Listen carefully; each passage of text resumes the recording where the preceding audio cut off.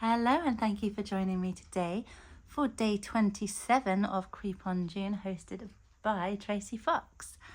Only 3 episodes to go, guys, and we may have met ourselves a werewolf. So let's see what we're going to get up to today. Day 27. With mine of lord or lady perched above my chamber door, perched upon a bust of Pallas just above my chamber door, perched and sat, and nothing more. And I don't know how to pronounce that word, if it's mine or mean, but that's the word. So we're still on the Raven today.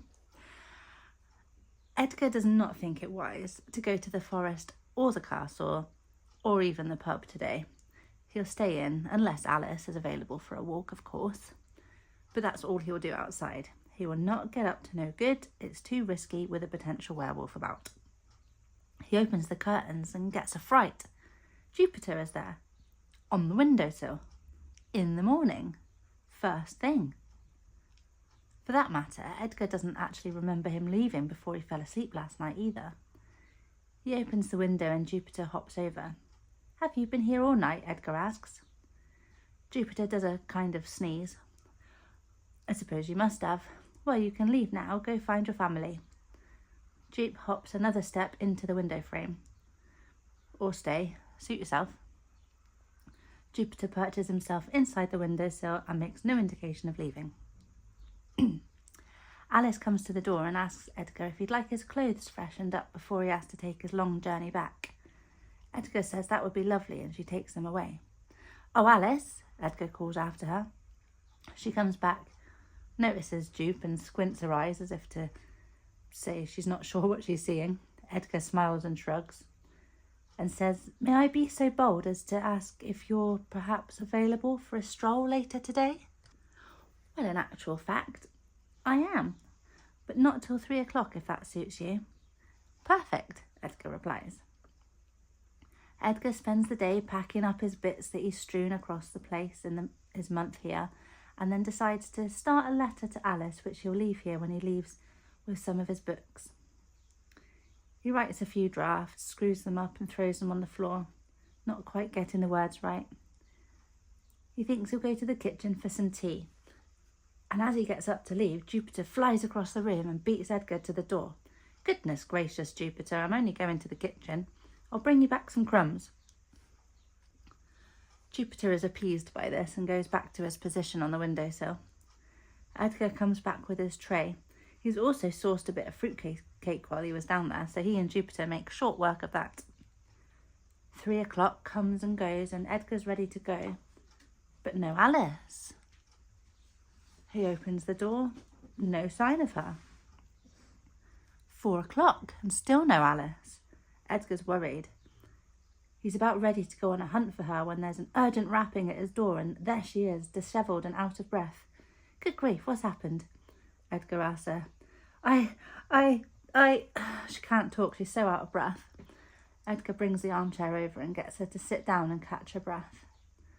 After a minute or so, she says, "I went to check the butcher's was open to get the meat for the kitchen, and again, just like yesterday, it was closed. But this time one of the curtains had come off the rail a bit and I could see in. Edgar, the shop was ransacked. I was staring through the window and then I saw something moving, and this giant beast. It was crouched down and it turned and looked at me, and then I just turned and ran, but I didn't want to chase me to here, so I wanted to hide. So I ran all the way up the lane and up past my house and further, and then I couldn't run anymore, so I found an alley and I hid in there until I knew I was safe, and then I came here." "Oh, Alice, what you've been through, you poor thing. You shouldn't be out and about tonight now. I will walk you home and you'll be safe with your father." "Yes, I think that's for the best, but we have to walk the long way, otherwise we'll pass the butcher's shop and it might still be there." Alice and Edgar head out, and as they walk, Jupiter is circling them, always following them along the way. They discuss what she'll tell her father. They decide it might just be a good idea to let him know if she saw something at the butcher's, and that she was afraid there may have been a burglary.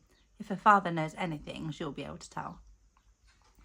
They arrive at Alice's house, and Edgar makes sure she gets inside all right and that her father is home, and then he and Jupe head home. Edgar tries to go the way past the butcher,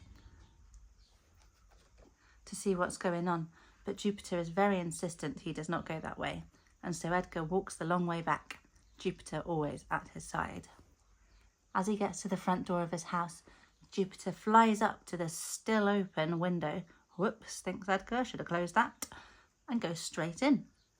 Edgar climbs the stairs, enters the room, doesn't see Jupiter at first, then turns to close the door and sees him, bold as brass, perched upon an ornament on a shelf above the door. It's a bust-type structure. He looks like he belongs on top of that bust, so Edgar chuckles and sits at his desk, ready to write more of The Raven.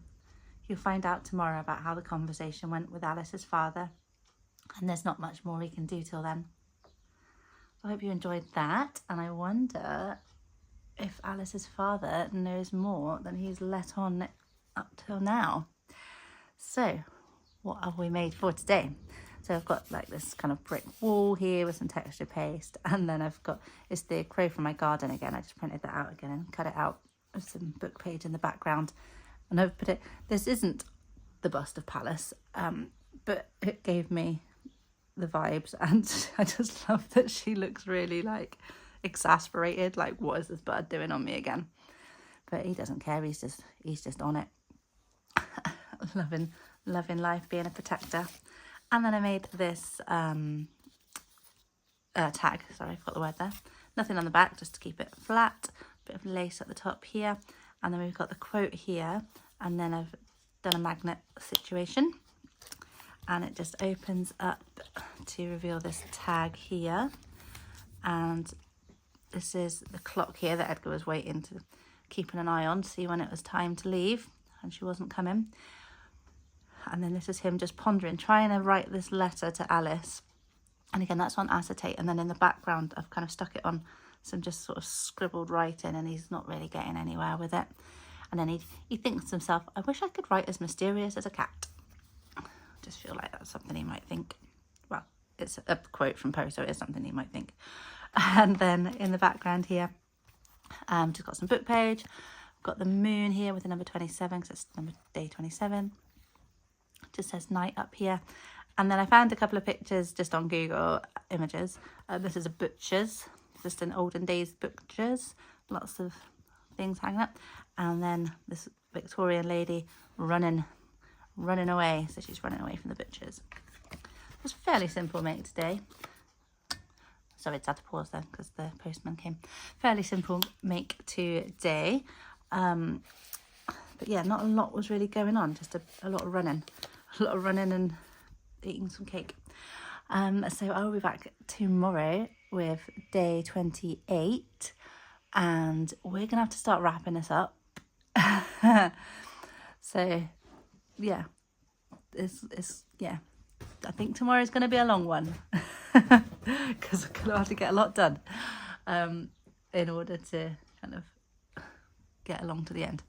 So I hope you enjoyed today. Please do like, subscribe, comment, share, do all the things if you haven't already. I really appreciate all of you for coming along and watching. Playlist to the whole series is in the description, and I will be back tomorrow. Have a wonderful rest of your day.